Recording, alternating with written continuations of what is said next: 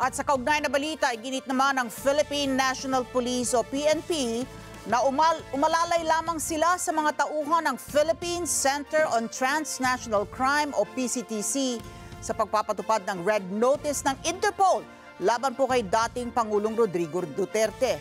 Ito ang kanilang pahayag sa gitna ng reklamo ng marami na iligal ang kanyang pagkakadetini. Umapela rin ang Philippine National Police sa publiko na manatiling kalmado sa harap ng mga pangyayari. Detalye sa live report ni Mar Gabriel. Mar. Ali, kaninang umagaling lang din daw nalaman ng PNP Public Information Office yung lumabas na kopya ng warrant of arrest ng ICC laban dito kay Pangulo o dating Pangulong Rodrigo Duterte. Ginawa lang daw nila yung mandato nila na umalalay sa implementasyon ng Red Notice mula sa Interpol. Mismong si PNP Chief General Romel Francisco Marbil at CIDG Director Major General Nicolas Torre ang nag-abang sa pagdating ni dating Pangulong Rodrigo Duterte sa NAIA Terminal 3. Ayon sa PNP, inalalayan lang nila ang Philippine Center on Transnational Crime o PCTC sa paghahain ng Interpol Red Notice laban sa dating Pangulo. Kaugnay ito sa umunoy warrant of arrest mula sa International Criminal Court o ICC para sa kasong crime against humanity kaugnay sa patayan sa war on drugs. Mismong si General Torre ang nagbasa ng Miranda rights sa harap ni Duterte.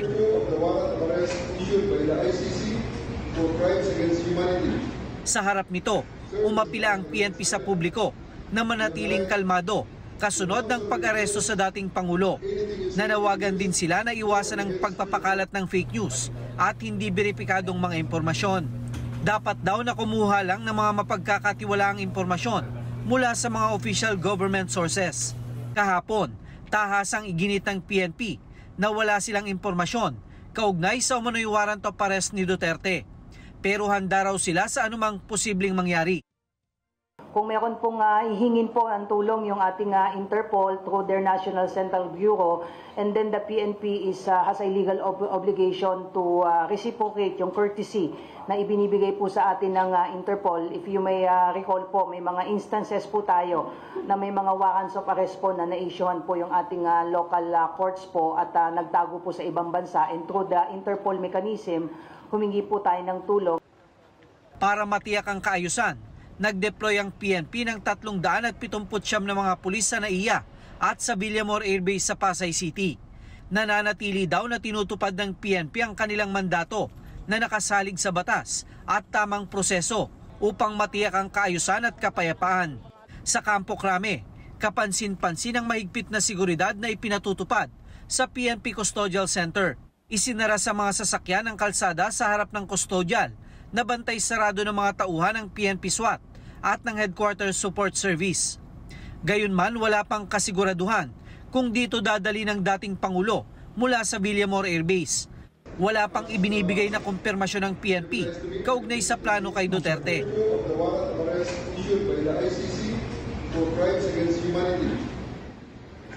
Ali, sa mga oras na ito ay patuloy tayo naghihintay sa opisyal na pahayag ng PNP kaugnay doon sa magiging plano sa magiging kustodiya ngayong gabi nitong si dating Pangulong Rodrigo Duterte. Ali. Paliwanagan lang kami tungkol dito sa Philippine Center for Transnational Crime dahil ngayon lamang natin narinig ito na sila nga yung inalalayan ng ating kapulisan dito sa dahil sa linabas na red notice ng Interpol. Yun nga, Ali, ngayon lang din natin narinig yung PCTC na yan. Dahil ang sinasabi kahapon ng PNP, yung National Central Bureau nitong Interpol, yung kikilos dito sa bansa at makikipag-ugnayan sa local enforcers para implement itong red notice mula sa Interpol. So ngayon lumalabas na itong mga tauhan ng PCTC ang naghain ng red notice mula sa Interpol para dito sa dating Pangulo. Oo, Mar. At saka itong may pahayag ang Malacanang na ngayong umaga, Martes ng umaga nila natanggap yung kopya ng warrant of arrest na inilabas ng International Criminal Court. Yung red notice ng Interpol, ganun pala din kabilis? O simultaneous ba yan nilalabas? Nagtataka lamang ako sa bilis, yung timing. Yun nga, Ali, yun ang maraming tanong, no? Marami tayong inihandang katanungan para sa PNP dahil nga kahapon, tahasang idininay talaga, no? Itinanggi ng PNP yung impormasyon at wala raw mga verified information na natatanggap sila kaugnay dito sa paglabas ng warrant of arrest at wala rin silang natatanggap na pakikipag-ugnayan mula sa Interpol para dito nga sa red notice sa dating Pangulo. Sa ngayon, hinihintay natin kung magbibigay ng pahayag ang PNP o paliwanag kaugnay sa mga nangyari ngayong araw dahil pare-pareho tayo na nagulat na kaninang umaga ay isinilbi na itong kopya ng warrant of arrest o itong red notice mula sa Interpol na kanina lang din daw nilang umaga nalaman. Pero bago yan, Ali, may mga nakita tayong kopya na pinasinungalingan din ng una ng PNP kaugnay doon sa isinagawang CIMEX sa Davao Airport na sinasabing kaugnay yon sa preparasyon sa eleksyon. Lumalabas doon sa nakita nating order mula sa Directorate for Operation ng PNP, yon ay paghahanda talaga para sa inaasahang pagdating nitong dating Pangulong Duterte. Oo, ang kanyang anak na si Kitty Duterte nag-post din tungkol sa illegal detention ng kanyang ama.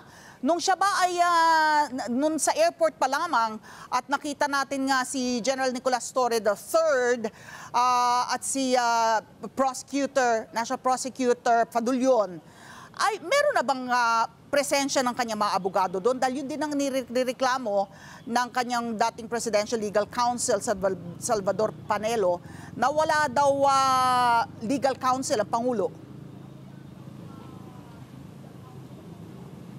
Well, nakita natin doon, no, umaga pa lang kasama naghihintay sa dating Pangulo sa airport. Itong kanyang mga abogado kasama dyan, yung dating niyang Executive Secretary, si Secretary Medialdea at yung dating LTFRB Chairman na si Martin Delgra. So yan mga abogado rin, no, na tumatayo dito sa dating Pangulo. Malamang na-question yung mga legalidad na yan at ngayong hapon nga sa pagkakaalam natin ay may inihain na petisyon sa Korte Suprema para questionin nga itong naging paghahain ng warrant of arrest mula sa ICC.